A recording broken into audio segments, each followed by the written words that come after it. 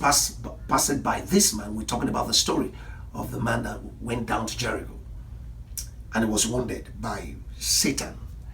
And the priest passed by, the Levite passed by. Nobody did anything. But there's good Samaritan. The Samaritan are mongrels among Israel. They don't like them because they believe they are the one that came to occupy their land when the Assyrian king came to drive out Israel and lead them into captivity because of their sin. That is the northern kingdom of Israel. So they were replaced by some group called Samaritans, and then they has mixed religion, mixed God. They are worshiping their God and they are worshiping the God of Israel. So it was spiritual mongrels. So they don't really love them. As a matter of fact, if somebody want to abuse you or harass you, they can say you have a devil. You are like a Samaritan. They see them as devils, as dogs, as carnal.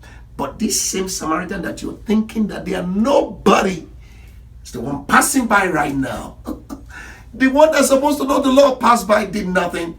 But a Samaritan that you are looking down on, that you are condemning, that you don't even want to be a part of. Remember, Jesus went to Samaria to have an encounter with this woman, the woman of Samaria. Oh Jesus, I love you.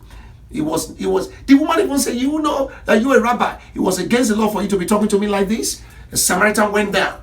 Jesus also went down. Oh, you know that Samaritan, I can tell you, that is Jesus. Love is color blind, is racial blind. Love is accent blind or accent deaf. All he wants to see is the substance that's on the inside of you. He will always respond.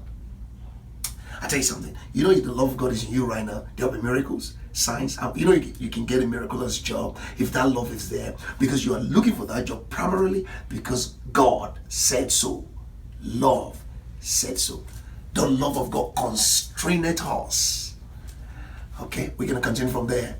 And God bless you richly. Sunday, don't forget, be there. Tuesday, Thursday, and listen to this testimony. It is life. It is life-giving. God bless you. Hallelujah. I want to thank God for being God. I want to thank God for my parents in the Lord. I want to thank God for GRA. In July, my father in the Lord told me that I'm going to have surprises. And in that month, God surprised me with 3 checks in the mail each week after week. So I want to thank God for that. I also want to thank God again for my United Nations appointment. God reminded me that when my father in the Lord told us, maybe like 3 years ago or 2 years ago, that wherever your feet tread upon, you'll get it. And I used to always go down there and my bare feet and tread upon there, and God gave it to me, so I want to thank God for that. I also want to thank Jesus Christ for giving me joy. I went to a wedding, and a lot of people there who were young, you know, they were drinking just so that they can feel happy or feel good or whatever. And I want to thank God that, you know, I don't have to do that, that God gives me joy on His own. I want to also thank God for, there were 3 people at my job last year who were troubling me, and I told my father in the Lord, and all of them are gone now. And I also want to thank God because at my job I got a raise.